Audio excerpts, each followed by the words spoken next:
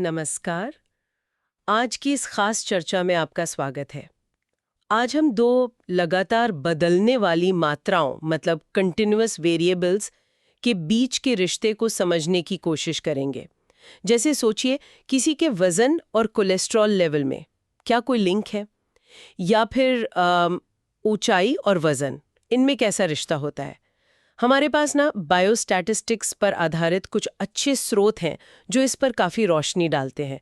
तो हमारा इरादा है कि इन स्रोतों से जो ज़रूरी जानकारी है वो निकालें और समझें कि ये सह संबंध और प्रतिगमन मतलब कोरिलेशन और रिग्रेशन आखिर हैं क्या और ये काम कैसे करते हैं। ठीक है, तो शुरू करें फिर इस खोजबीन को। तो देखिए, ये स्रोत बताते हैं कि जब हम दो ऐसी चीज़ों को देखते हैं जिन्हें मापा जा सकता है, जैसे किसी की हाइट और वेट, और उनके बीच का कनेक्शन समझने की कोशिश करते हैं, तो हम असल में सहसंबंध या कोरिलेशन को देख रहे होते हैं। बिल्कुल। और ये कनेक्शन कितना मजबूत है, किस तरफ जा रहा है, ये सब नापने के लिए हम एक चीज इस्तेमाल करते हैं, सहसंबंध गुणांक या कोरिलेशन कोएफिशिएंट। इसे हम छोटे आर से दिखाते हैं। आर, अच्छा। हाँ, आर। ये आर हमें बताता है कि वो दो वेरिएबल्स एक दूसरे से कितनी कस के जुड़े हैं, और इसकी कीमत हमेशा -1 और +1 के बीच ही रहती है। दिलचस्प। एक स्रोत में मैंने पढ़ा तापमान और नब्ज की रफ्तार का एक काल्पनिक उदाहरण था हाँ। कि जैसे तापमान 1 डिग्री बढ़ा तो पल्स रेट 8 बीट बढ़ गई। हाँ, लेकिन वो ये भी कहते हैं कि भाई ये तो एकदम परफेक्ट रिश्ता हुआ, बिल्कुल एकदम सीधी लाइन वाला। जो असल जिंदगी में खासकर बायोलॉजिकल चीजों में मिलना बड़ा मुश्किल है। हाँ, और यहीं पर एक बहुत बहुत जरूरी बात गांठ बांध लेनी चाहिए, जो स्रोत भी जोर देकर कहते हैं। सहसंबंध हमें सिर्फ ये बताता है कि दो चीजें जुड़ी हुई लग रही हैं। ये कभी साबित नहीं करता कि एक चीज दूसरी चीज के होने का कारण है। कॉज एंड इफेक्ट नहीं बताता ये। अच्छा, मतलब जुड़ाव है पर जरूरी नहीं कि एक की वजह से दूसरा हो रहा हो। एग्जैक्टली। जैसे एक उदाहरण दिया है, स्रोतों में ज्यादा भीड़ भाड़ वाली जगहें और टीबी के ज्यादा मामले, इनमें एक लिंक दिखता है, सहसंबंध है। पर क्या हम कह सकते हैं कि टीबी सिर्फ भीड़ की वजह से होती है? नहीं, बिल्कुल नहीं। हो सकता है वहां गरीबी हो, कुपोषण हो, सफाई की कमी हो, कई और कारण हो सकते हैं। सहसंबंध गुणांक बस उस पहले दिखने वाले पैटर्न को समझने में मदद करता है, असली कारण नहीं बताता। ये बहुत अहम है। तो ये आर हमें रिश्ते की दिशा और मजबूती बताता है। स्रोत ये भी बताते हैं कि इन रिश्तों को हम कुछ अलग-अलग तरह से देख सकते हैं। हाँ, मोटे तौर पर सोचें तो दो बातें हैं, दिशा और मजबूती। दिशा मतलब क्या दोनों साथ साथ बढ़ते हैं या एक बढ़ता है तो दूसरा घटता है? और मजबूती मतलब वो कितनी सख्ती से इस पैटर्न पर चलते हैं। तो अगर R+1 के एकदम पास है तो ये हुआ मजबूत सकारात्मक सहसंबंध। सकारात्मक मतलब एक बढ़ेगा तो दूसरा भी बढ़ेगा। जैसे एक उम्र तक बच्चों की उम्र और उनका वजन, उम्र बढ़ती है, वजन भी बढ़ता है। ग्राफ पर अगर आप ऐसे डेटा के पॉइंट्स बनाएंगे ना, तो वो लगभग एक सीधी लाइन में होंगे जो नीचे से ऊपर जा रही होगी। स्रोत में चित्र 12.1 जैसा। ठीक है। और अगर R-1 के पास हो तो वो हुआ मजबूत नकारात्मक सहसंबंध। मतलब एक बढ़ेगा तो दूसरा घटेगा। अच्छा, उल्टा। हाँ, उल्टा। जैसे जैसे जैसे उम्र बढ़ती है, फेफड़ों की काम करने की क्षमता, जिसे वाइटल कैपेसिटी कहते हैं, वो थोड़ी कम होती जाती है। इस केस में ग्राफ पर बिंदु एक सीधी लाइन के आसपास होंगे, पर वो लाइन ऊपर से नीचे आ रही होगी, चित्र 12.1b की तरह। और फिर एक स्थिति है जहां R बिल्कुल शून्य हो। हाँ, शून्य सहसंबंध। मतलब दोनों के बीच कोई सीधा लीनियर रिश्ता नहीं है, कोई पैटर्न ही नहीं दिखता। जैसे किसी की ऊंचाई और उसकी पल्स रेट, इनका आपस में कोई सीधा लेना देना नहीं लगता। अगर आप ग्राफ बनाएंगे तो पॉइंट्स बस बेतरतीब बिखरे हुए दिखेंगे, कोई लाइन बनती भी नजर नहीं आएगी, चित्र 12.1e जैसा। पर असल जिंदगी में तो शायद न एकदम +1 होता होगा, न -1, न ही 0, ज्यादातर बीच में कहीं। बिल्कुल सही पकड़ा। ज्यादातर असली दुनिया के डेटा में, चाहे वो बायोस्टैटिस्टिक्स हो या सोशल साइंस, हमें मध्यम सहसंबंध ही मिलते हैं। मध्यम मतलब R की वैल्यू 0 और +1 के बीच होगी, मध्यम सकारात्मक, या 0 और -1 के बीच, मध्यम नकारात्मक। सकारात्मक का उदाहरण हो सकता है जैसे तापमान और पल्स रेट। गर्मी बढ़ती है तो पल्स थोड़ी तेज हो जाती है, पर एकदम परफेक्ट अनुपात में नहीं। और नकारात्मक नकारात्मक का उदाहरण हो सकता है जैसे आमदनी और शिशु मृत्यु दर। आमतौर पे देखा गया है कि जहां आमदनी ज्यादा होती है वहां शिशु मृत्यु दर कम होती है। एक बढ़ रहा दूसरा घट रहा है, पर परफेक्ट नहीं। इन मामलों में ग्राफ पर बिंदु एक काल्पनिक सीधी रेखा के आसपास तो होते हैं, पर थोड़े बिखरे हुए। जितने ज्यादा बिखरे हुए उतना कमजोर रिश्ता। जितना आर का मान 1 या -1 के करीब उतना मजबूत रिश्ता। उतने पॉइंट्स लाइन के पास। चित्र 12.1 सी और डी ऐसे ही दिखाते हैं। लेकिन एक बात ध्यान रखने वाली है ना, कि r इज इक्वल टू 0.6 का मतलब ये नहीं कि वो r इज इक्वल टू 0.3 से 2 गुना मजबूत है। हाँ बिल्कुल, ये बस उससे ज्यादा मजबूत है। ये तीव्रता का क्रम बताता है, अनुपात नहीं। ठीक है, ये समझ आया। अब मान लीजिए हमने कोई स्टडी की और हमारा r निकल कर आया, मान लीजिए 0.5। तो क्या बस ये देखकर खुश हो जाना चाहिए कि हाँ भाई रिश्ता तो है, या कुछ और भी देखना पड़ता है? कहीं ये सिर्फ तुक्का तो नहीं, खासकर अगर हमने कम लोगों पर स्टडी की हो? बहुत बढ़िया सवाल। यहीं पर स्टैटिस्टिक्स की असली परख होती है। इसे कहते हैं सार्थकता परीक्षण या सिग्निफिकेंस टेस्टिंग। सार्थकता परीक्षण ये क्या करता है? ये एक तरह का रियलिटी चेक है। ये हमें बताता है कि जो आर हमें मिला है, जैसे आपका 0.5, क्या ये वाकई किसी असली रिश्ते की वजह से है या सिर्फ चांस की बात है, किस्मत का खेल है? अच्छा, तो ये कैसे पता चलता है कि ये किस्मत का खेल है या सचमुच का रिश्ता? इसके लिए हम कुछ गणितीय तरीके इस्तेमाल करते हैं।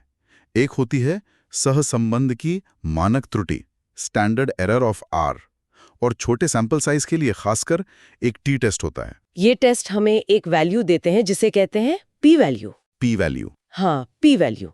सीधे शब्दों में समझिए, पी वैल्यू ये बताती है कि अगर असल में इन दोनों चीजों के बीच कोई रिश्ता नहीं होता, तो सिर्फ संयोग से, सिर्फ बाई चांस हमें इतना या इससे भी ज्यादा मजबूत आर मिलने की कितनी संभावना है। ओह, तो हम चाहेंगे कि ये संभावना कम से कम हो। बिल्कुल, हम चाहते हैं कि ये संभावना बहुत कम हो। आमतौर पर हम कहते हैं कि अगर ये संभावना 5% से कम है, यानी p.05, तो हम मान लेते हैं कि हमारा नतीजा सार्थक है, सिग्निफिकेंट है। मतलब ये शायद सिर्फ तुक्का नहीं है। इसमें एक और चीज होती है, स्वतंत्रता की कोटि या डिग्रीज ऑफ फ्रीडम, जो सैंपल साइज n पर निर्भर करती है। df = n-2। ये भी टेस्ट की विश्वसनीयता को आंकने में मदद करती है। ये तो काफी टेक्निकल लग रहा है थोड़ा, पर कॉन्सेप्ट समझना जरूरी है। और एक बहुत मजेदार बात जो स्रोतों में बताई गई है, वो सैंपल साइज के बारे में है। सैंपल साइज मतलब कितने लोगों पर स्टडी की गई? हाँ, अगर आपने बहुत सारे लोगों पर स्टडी की है, हजारों लोगों पर, तो एक छोटा सा आर मान लीजिए सिर्फ 0.1, वो भी सांख्यिकीय रूप से सार्थक हो सकता है। मतलब वो तुक्का नहीं है। अच्छा। लेकिन अगर आपने सिर्फ कुछ ही लोगों पर स्टडी की है, मान लीजिए 10-15 लोग, तो एक बड़ा दिखने वाला आर जैसे 0.5 या 0.6, वो भी हो सकता है कि सार्थक न हो। मतलब वो सिर्फ चांस हो सकता है। अले, ये तो उल्टा सा लगता है ना? इसीलिए सैंपल साइज बहुत मायने रखता है और सार्थकता परीक्षण करना बहुत जरूरी है। चलिए इसे उस उदाहरण से समझते हैं जो स्रोतों में दिया है, 8 बच्चों वाला। हाँ, वो बुद्धिमत्ता परीक्षण वाला। हाँ, 8 बच्चों का एक नया IQ टेस्ट लिया गया, इसे X मान लेते हैं, और फिर बाद में एक परीक्षा में उनके नंबर देखे गए, इसे Y मान लेते हैं। देखना था कि क्या ये IQ टेस्ट परीक्षा के नंबर बता सकता है। तो जब हिसाब लगाया तो सहसंबंध गुणांक R निकला 0.5। हाँ, 0.5। जो सुनने में तो ठीक लगता है, मध्यम सकारात्मक लगता तो है। मध्यम है, लेकिन कहानी यहीं खत्म नहीं होती। तो जब इसका सार्थकता परीक्षण किया गया, हाँ, वो SE निकाला, टी टेस्ट लगाया, पी वैल्यू देखी, तो पता चला कि ये नतीजा 5% लेवल पे सार्थक नहीं था। नहीं था? 0.5 होने के बावजूद? हाँ, पी वैल्यू 0.10 से भी ज्यादा आई।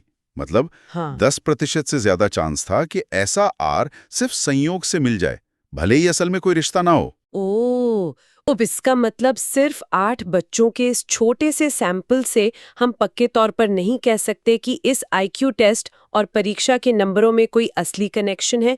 ये 0.5 सिर्फ एक इत्तेफाक भी हो सकता है। बिल्कुल, यही मतलब है। निष्कर्ष यही था कि इस छोटे अध्ययन के आधार पर ये नया IQ टेस्ट परीक्षा में बच्चे कैसा करेंगे ये बताने के लिए भरोसेमंद नहीं है। बाप रे, ये तो दिखाता है कि सिर्फ R की वैल्यू देखकर कूद पड़ना कितना गलत हो सकता है। सार्थकता परीक्षण कितना जरूरी है। एकदम, जल्दबाजी में गलत निष्कर्ष निकल सकते हैं। ठीक है, तो सहसंबंध ने बताया कि रिश्ता है या नहीं और कितना मजबूत।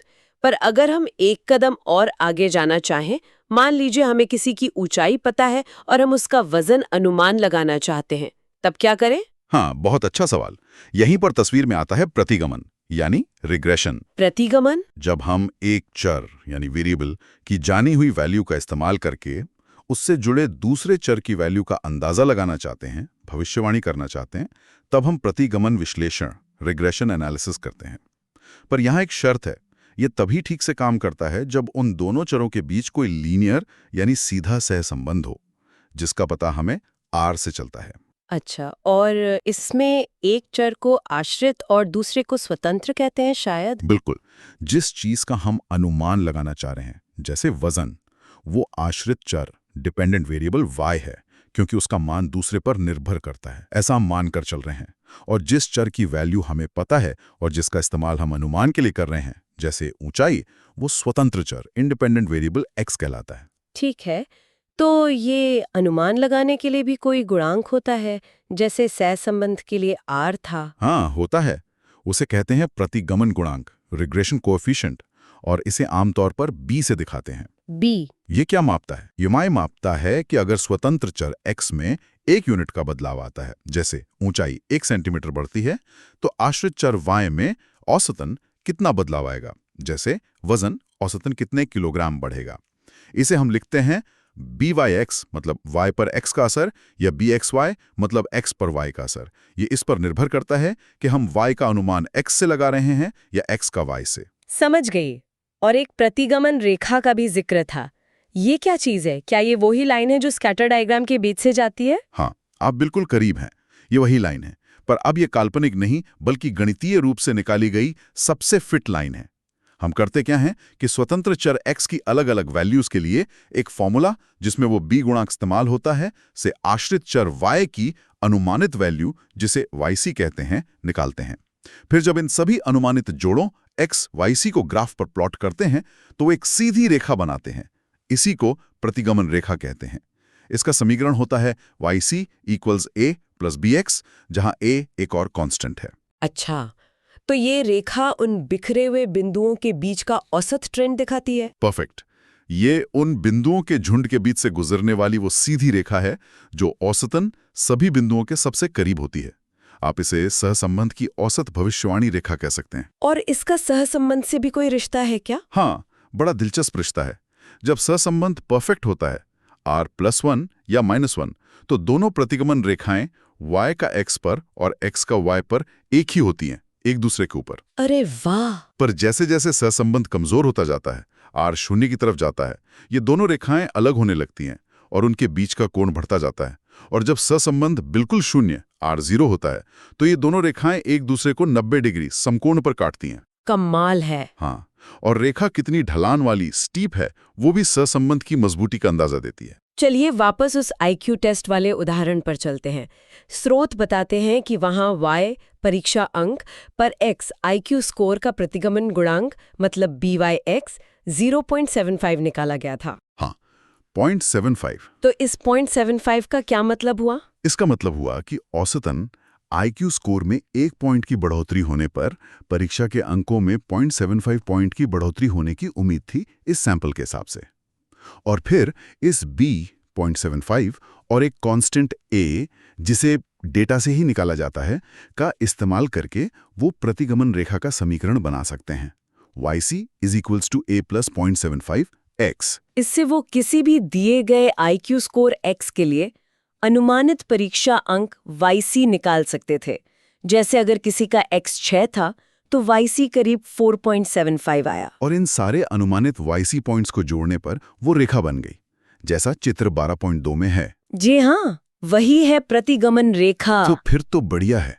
एक बार रेखा बन गई तो बस ग्राफ देखो और किसी भी IQ स्कोर के लिए अनुमानित परीक्षा अंक पता चल जाएगा। हाँ, ग्राफ से एक विजुअल अंदाजा मिल जाता है। लेकिन फिर वही सवाल कि ये अनुमान कितना पक्का है। एग्जैक्टली। क्या सारे असली नंबर ठीक इसी रेखा पर आएंगे? नहीं, कुछ ऊपर होंगे, कुछ नीचे। तो ये अनुमान कितना भरोसेमंद है? यहीं पर एक और चीज आती है, अनुमान की मानक त्रुटि, स्टैंडर्ड एरर ऑफ एस्टिमेट, जिसे SE कहते हैं। एक और मानक त्रुटि, ये क्या बताती है? ये ऐसी मापती है कि असल Y values, observed Y values, औसतन उस भविष्यवाणी वाली रेखा रिग्रेशन लाइन से कितनी दूर हैं। ये कुछ मानक विचलन जैसा है, स्टैंडर्ड डेविएशन, SD। SD बताता है कि डेटा पॉइंट्स अपने औसत, मीन से कितने बिखरे हैं। SE बताता है कि डेटा पॉइंट्स अपनी भविष्यवाणी रेखा से कितने बिखरे हैं। तो SE जितना कम हो उतना अच्छा, मतलब अनुमान उतना सटीक। बिल्कुल। कम SE का मतलब है कि ज्यादातर असली पॉइंट्स भविष्यवाणी रेखा के बहुत पास हैं। हमारा अनुमान ज्यादा भरोसेमंद है। और इस SE का इस्तेमाल करके हम भविष्यवाणी रेखा के ऊपर और नीचे उसके समानांतर कुछ सीमाएं बना सकते हैं, जैसे रेखा से +1 SE दूरी पर और +2 SE दूरी पर। अच्छा। हाँ, और आमतौर पर यह माना जाता है कि लगभग 95% असली डेटा पॉइंट्स ±2 सेन वाली सीमाओं के अंदर ही होंगे। तो इसका मतलब ये हुआ कि अगर कोई पॉइंट इन +-2 सेन लाइनों के भी बाहर चला जाए, हाँ, तो वो एक तरह से आउटलायर है। मतलब उस केस में Y की वैल्यू X की वैल्यू के हिसाब से असामान्य रूप से बहुत ज्यादा या बहुत कम है। बिल्कुल। जैसे अगर ऊंचाई X और वजन Y की बात करें, तो इन लाइनों के बाहर का पॉइंट किसी ऐसे व्यक्ति को दिखाएगा जो अपनी ऊंचाई के हिसाब से या तो बहुत ही ज्यादा भारी है या बहुत ही ज्यादा पतला है। समझ गई। तो सेन हमें बताता है कि हमारी भविष्यवाणी में कितनी गुंजाइश रखनी है। उस IQ वाले उदाहरण में सेन 2.40 था। हाँ, जो बताता है कि अनुमानित स्कोर से असली स्कोर औसतन 2.40 अंक ऊपर या नीचे हो सकता था। वाह! तो चलिए, आज हमने काफी कुछ समझ लिया। इसे समेटते हैं। हमने देखा कि सहसंबंध, कोरिलेशन, दो चीजों के बीच रिश्ते की मजबूती और दिशा बताता है, वो R गुणांक। हाँ, और ये -1 से +1 के बीच होता है, जबकि प्रतिगमन रिग्रेशन हमें एक चीज के आधार पर दूसरी का अनुमान लगाने का तरीका देता है, वो B गुणांक और प्रतिगमन रेखा। बिल्कुल, YC = A + BX। हमने सहसंबंध के अलग अलग प्रकार देखे, पॉजिटिव, नेगेटिव, परफेक्ट, मध्यम, शून्य। और सबसे जरूरी सबक शायद ये था कि सिर्फ R की वैल्यू देखना काफी नहीं, उसकी सार्थकता, सिग्निफिकेंस जांचना बहुत जरूरी है, खासकर छोटे सैंपल्स में। वो IQ टेस्ट वाला उदाहरण याद रहेगा? हाँ, PP 0.05 वाली बात। फिर हमने प्रतिगमन गुणांक B को समझा कि X में 1 यूनिट चेंज से Y में औसतन कितना चेंज आएगा। प्रतिगमन रेखा को एक भविष्यवाणी के टूल की तरह देखा। हाँ, औसत भविष्यवाणी। और आखिर में अनुमान की मानक त्रुटि SE, जो बताती है कि हमारी भविष्यवाणी कितनी सटीक है, उसमें कितनी अनिश्चितता है। एकदम सही। आज की चर्चा से एक और बात जो मुझे लगता है उभर कर आई है, क्या? वो ये कि कभी-कभी ये जानना कि दो चीजों के बीच कोई सार्थक रिश्ता नहीं है, जैसा उस IQ टेस्ट वाले केस में हुआ, ये जानना भी उतना ही जरूरी और फायदेमंद हो सकता है जितना कि एक मजबूत रिश्ता खोजना। हाँ, ताकि हम गलत निष्कर्ष ना निकालें। बिल्कुल, ये हमें गलतफहमी और शायद गलत फैसलों से बचाता है। अब यहाँ एक सवाल सोचने के लिए छोड़ जाते हैं। ये सहसंबंध और प्रतिगमन हैं तो बहुत शक्तिशाली औजार, पर सोचिए इनका गलत इस्तेमाल कैसे हो सकता है। क्या होगा अगर हम इनकी सीमाओं को भूल जाएं, जैसे ये मान लेना कि सहसंबंध का मतलब ही कारण है, या उन मान्यताओं को नजरअंदाज कर दें जिन पर ये आधारित हैं, जैसे डेटा का नॉर्मल होना। ये वाकई सोचने वाली बात है। हाँ, आंकड़ों का सही इस्तेमाल जितना जरूरी है, उनके गलत इस्तेमाल से बचना भी उतना ही जरूरी है।